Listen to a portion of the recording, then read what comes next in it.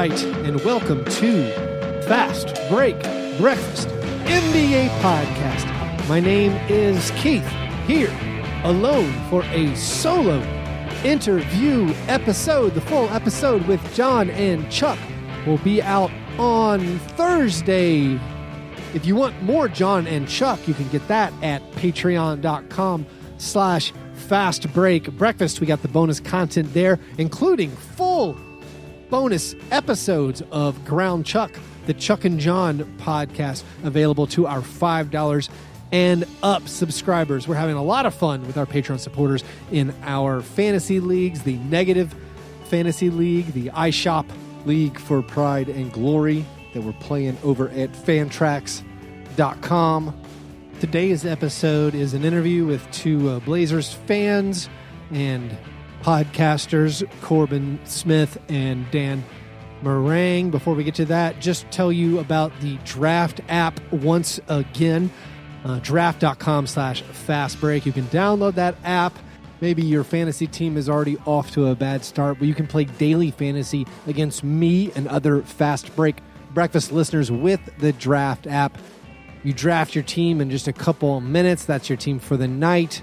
You can win some money. I entered a tournament for the first time ever. I won my first round. I got to the second round, and, well, things got weird. But, I mean, I won my money back, got the buy-in back.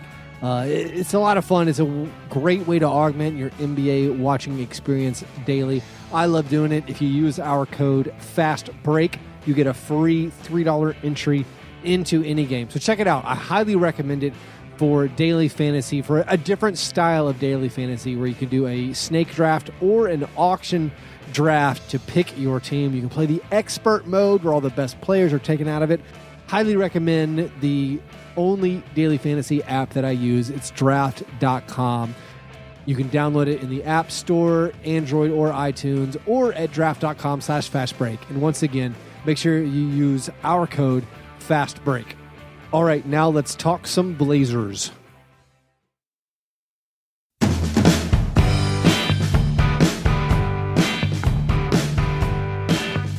I have two guests today.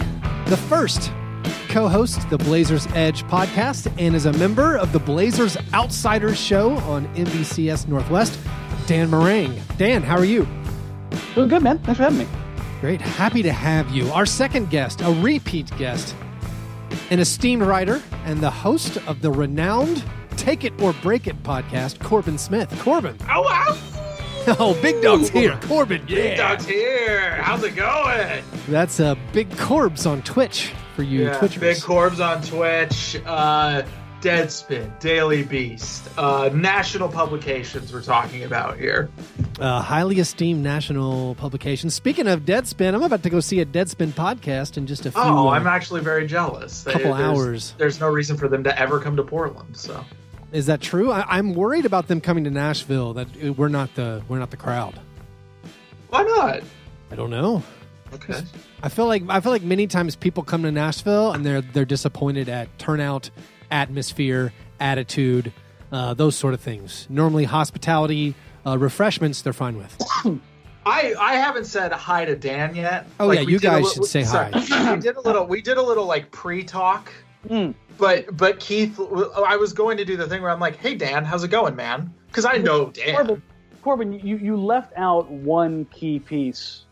Yeah. I'm well. First off, I am the ultimate Blazers outsider. There you go. Second, yeah. Now I'm a Facebook commenter. Corbin. Yeah. When Blazers Outsiders does their shows, they simulcast them on Facebook. And at first, I went in there as a joke. As a giant troll. Yeah, it's like, hey, it would be funny if I, bullied people in the Blazers Outsiders Facebook, because I've even been on the show. Like, I know Dan, Shane, and Joe. But now I'm like, I'm accidentally sincerely a commenter now. I feel like that's how a lot of careers start. Like, I'm going to ironically make fun of this thing. Now I'm really into this thing. Now apparently I'm a crucial feature of this thing. Look, shout out to Tracy in the Blazers Outsiders Facebook chat. No love for Jeremy, huh? Nah, man. Jeremy has been a little mean to me lately. All right. Well, you guys might not know this, but this is going to be a national show. So all your little Blazers outsider, little Jeremy Tracy talk.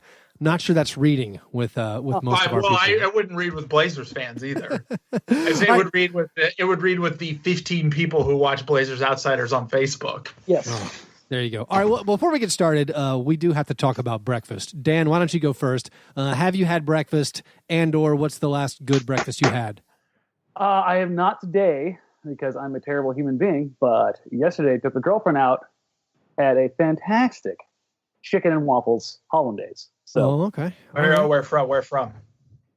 A little spot in Lake Oswego. What is it called? Sweet. Yeah. Baba Cahan, I think it's what it's called. I've heard of Baba Cahan before. Yeah. I haven't had occasion to go all the way to Lake Oswego to eat at Baba Cahan, but I've heard of Baba Cahan before. It's like don't get mad at me. I live on the south side. All right. Yeah, it's like where the Blazers go. That's where the Lake Oswego people go. No big deal. You might catch a Myers Leonard eating out there. Is that what we're talking about? Absolutely. Okay. Oh yeah, 100%. Back in the woods. Bringing the big hammer, getting the chicken and waffles. Corbin, what's your breakfast story? Okay, all right. Let me think. I can't remember what I had for breakfast. It was in the rundown. That was the first thing. It said breakfast. I know. I've listened to the show before. I know that this is what's expected of me. I made some sugar cookies after breakfast, but like a little too close to breakfast. And I ate too many of them, and now I feel kind of miserable.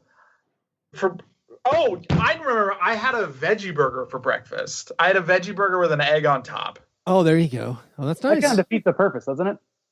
No, because I'm a vegetarian, not a vegan. Oh, okay. I'm not Alex. Shocker! Not going full commit to anything. Okay, all right. Well, I'm allergic to soy, and also I just don't have ethical feelings about eggs. Really, I do kind of have ethical feelings about milk, and sometimes I feel bad about it. But also, pizza is my god, and so that there's just like not a lot I can do about it. I didn't like it when God destroyed Sodom either, but I still worship him. I don't believe. I think the veggie burger with egg and then the chicken waffles brunch, these are good, wonderful, reinforcing the stereotype of Portland. So I appreciate those.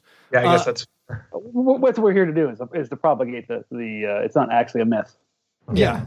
Good. Also, I will say these stereotypes were firmly entrenched. I know. I also own a sex positive dildo store. So no, I was saying at a Grizzlies Blazers playoff game back in the day when both of our teams were relevant.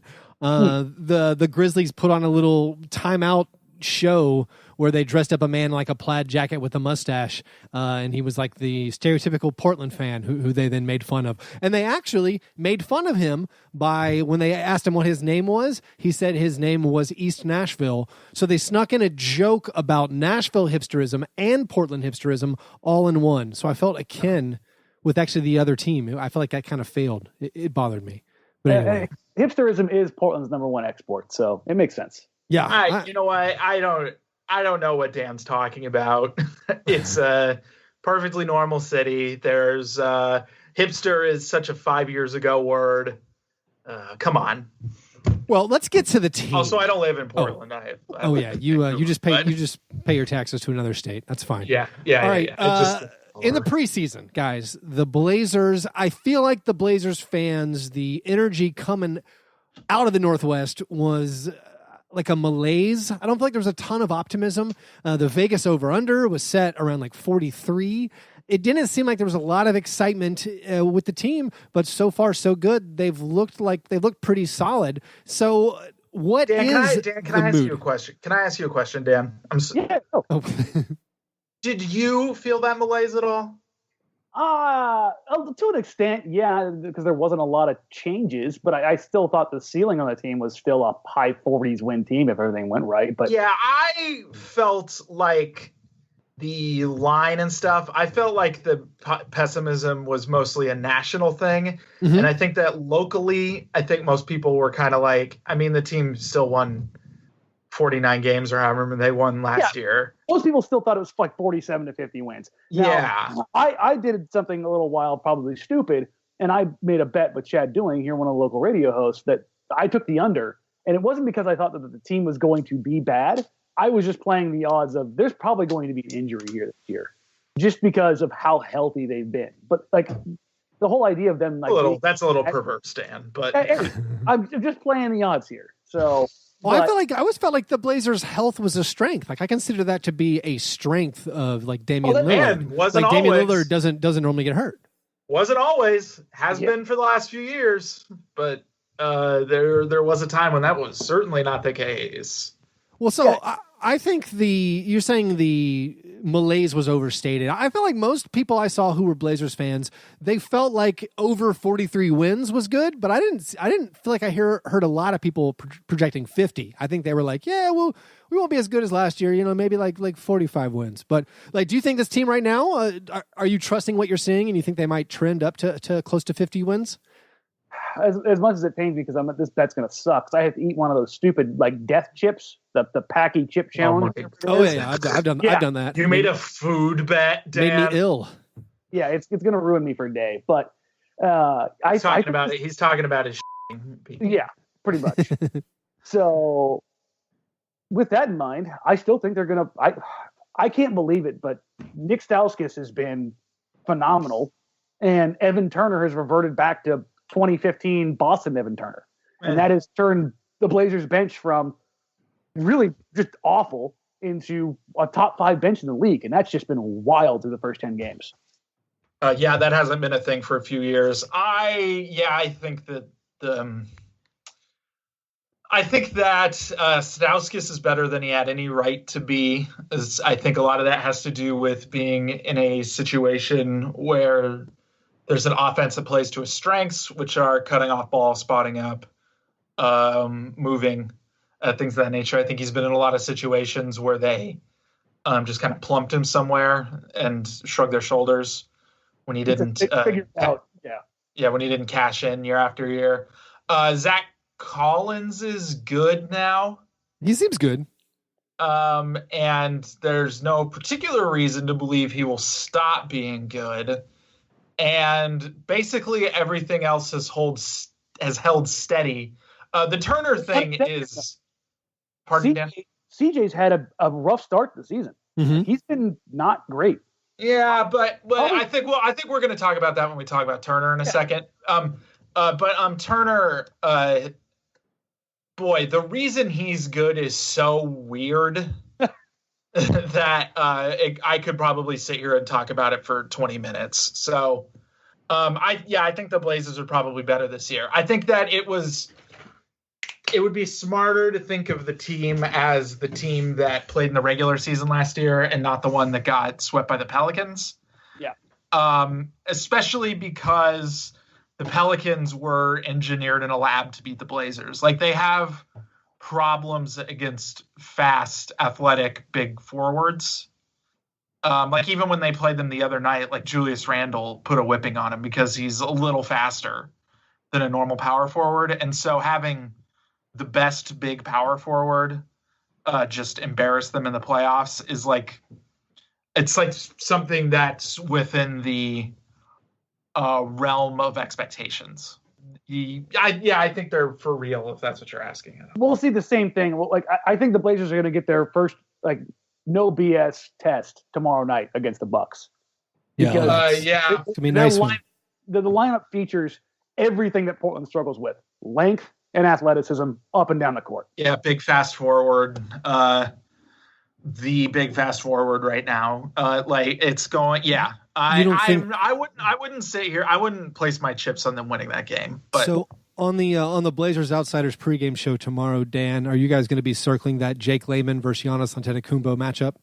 I was actually just talking to a couple of folks for Blazers Edge about this matchup, and I don't think the Blazers are going to put Layman on him. I think they're going to try to keep Aminu on him as much as possible. The problem is 100%.